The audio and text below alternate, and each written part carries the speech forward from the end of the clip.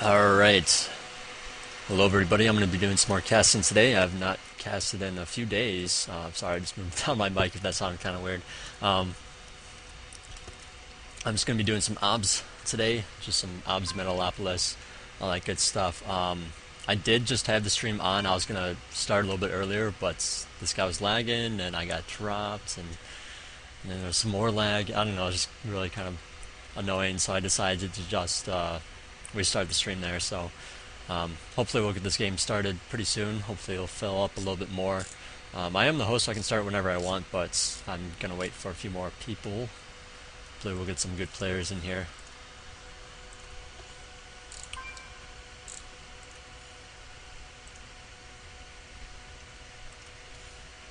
Wish I could kick people out. Oh well. I really hate it when people spam.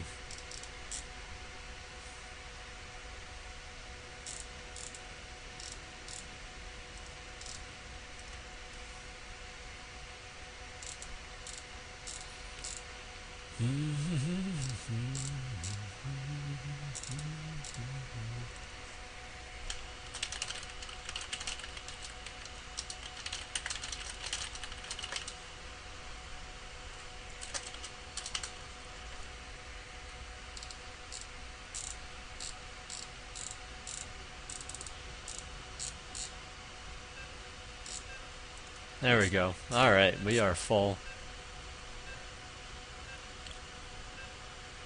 People trolling. I don't care.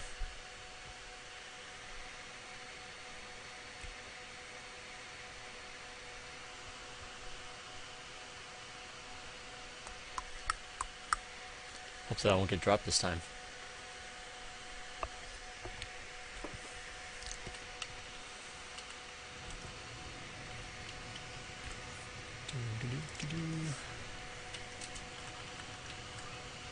Fix this up.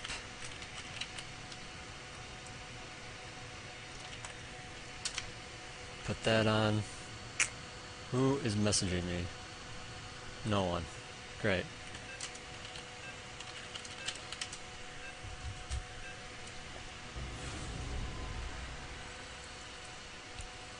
Alright, so looks like we have Mr. Bane spawning as our Zerg player, and Mr. Kilo spawning as Zerg as well, it looks like. There's Bane over here at the bottom, at the 6 o'clock position as our orange Zerg player. Let's just bet for him since I just spawned on him. And then his opponent is Mr. Kilo spawning at the 3 o'clock position. Dark green player here. I don't know, I was going to say brown for some reason, but he is dark green.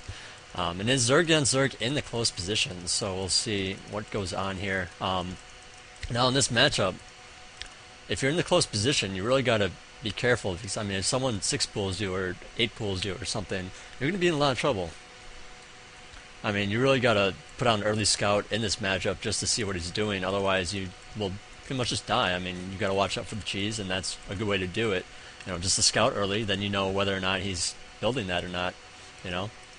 For example, what I do is I like to do an 8 scout the close ground, send the OV to the fast air position, and then that way it eliminates anything except for the cross position, and if he's going cross position 8 pool, then you know you're going to be alright anyway, so you know, that's the way I do it. And then if he is in the close position and he does like a standard pool, then I'll do like a 13 pool, you know, 13 gas, 13 pool, and then throw it on an expansion later on. And if he's not in the close position, then I like to do a hatch first build and get the speed right away, and then just pump out a ton of Zerglings. And people generally think, oh, he's just going to be macroing up, so I can just go kill him, or I can macro up, and that's where they make the mistake. Because I mean, if they try to do that, you pretty much just kill them.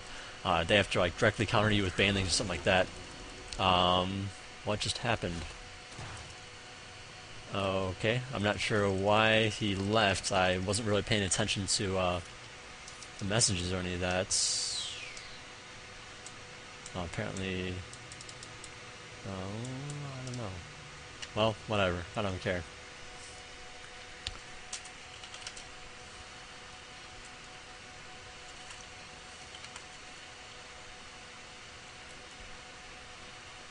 Critter killed 5 drones.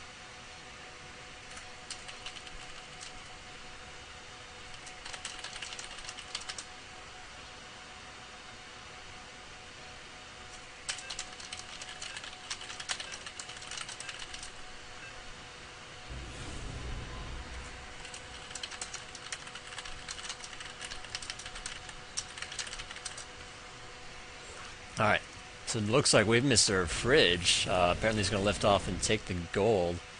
Um, that's always nice to see, I guess, as long as he doesn't, you know, just put his command center in the corner of the map and do it like that. Apparently it's lagging really bad, and I'm not sure who it is.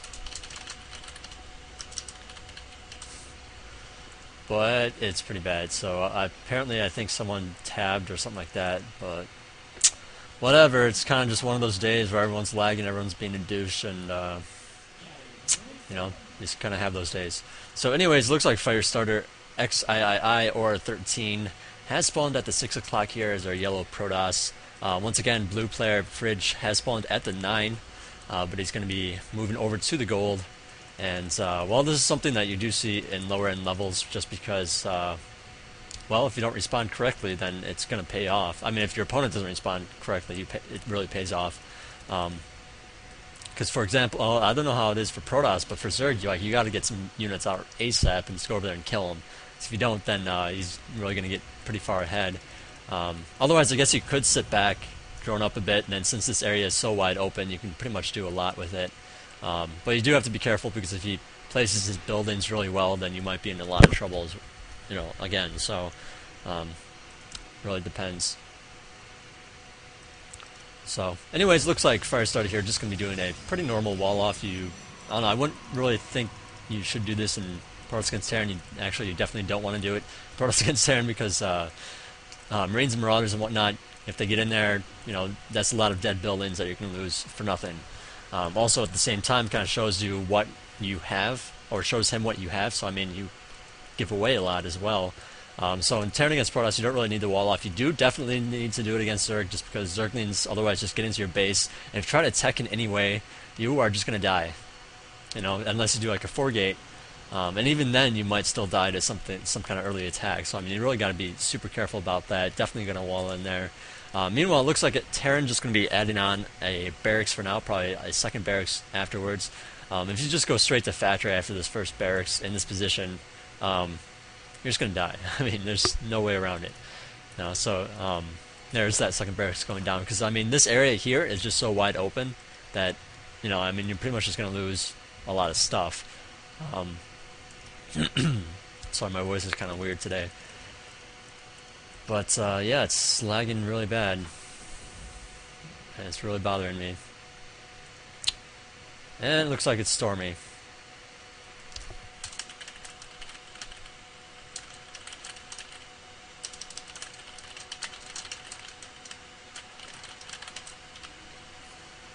Alright, well, we'll just try the next game, because I'm not going to deal with all that lag, and I'm sure you guys don't want to either.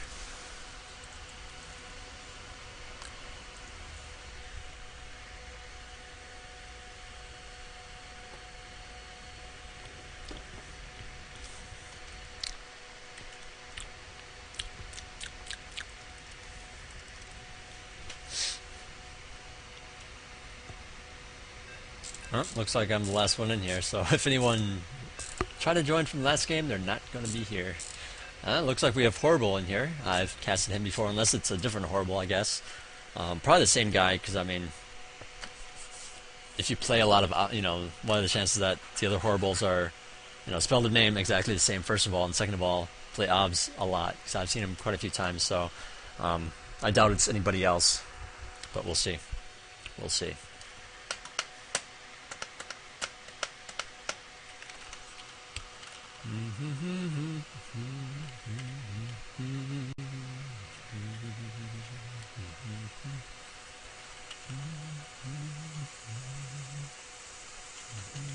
Alright, here we go. Put that up there.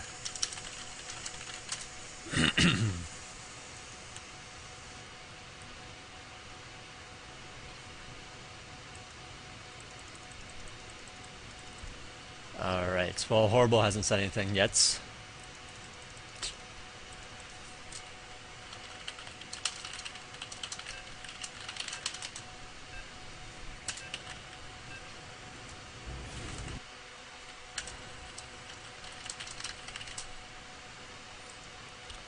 Alright, well, it looks like Horrible is playing as random, and he spawned over here as Terran, the light pink Terran at the bottom also known as 9 o'clock position. Actually, no, it's a 6 o'clock position. I don't know what I was saying with 9. It's definitely not a 9 o'clock position. It's definitely a 6 o'clock position.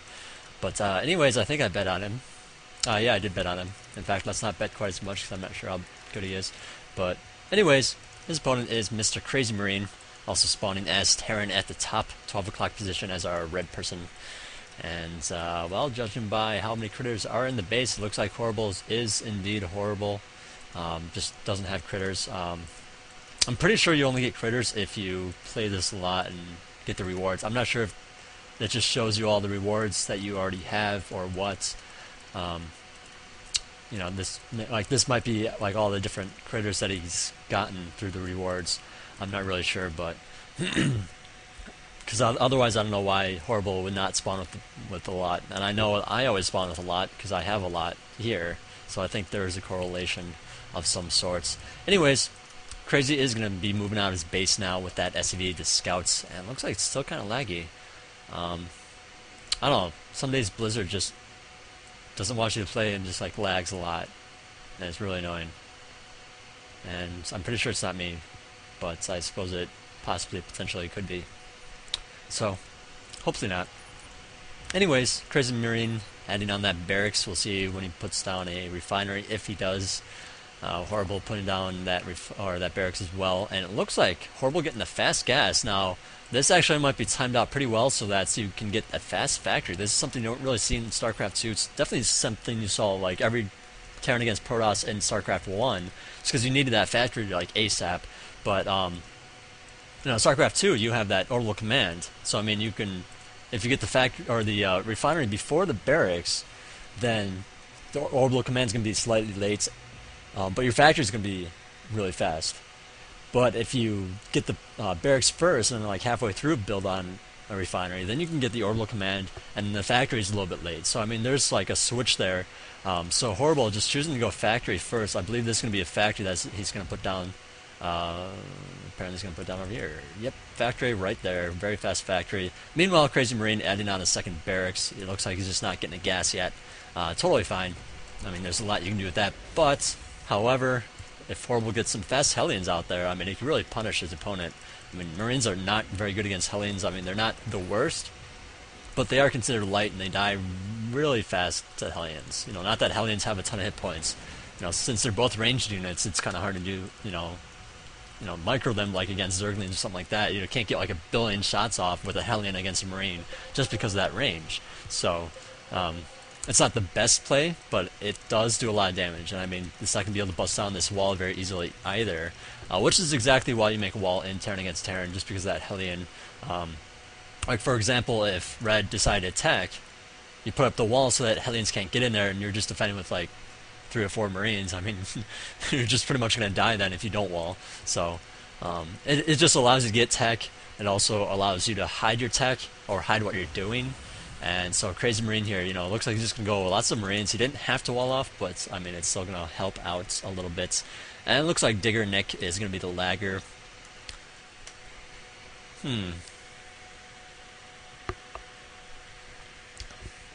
Oh, there we go.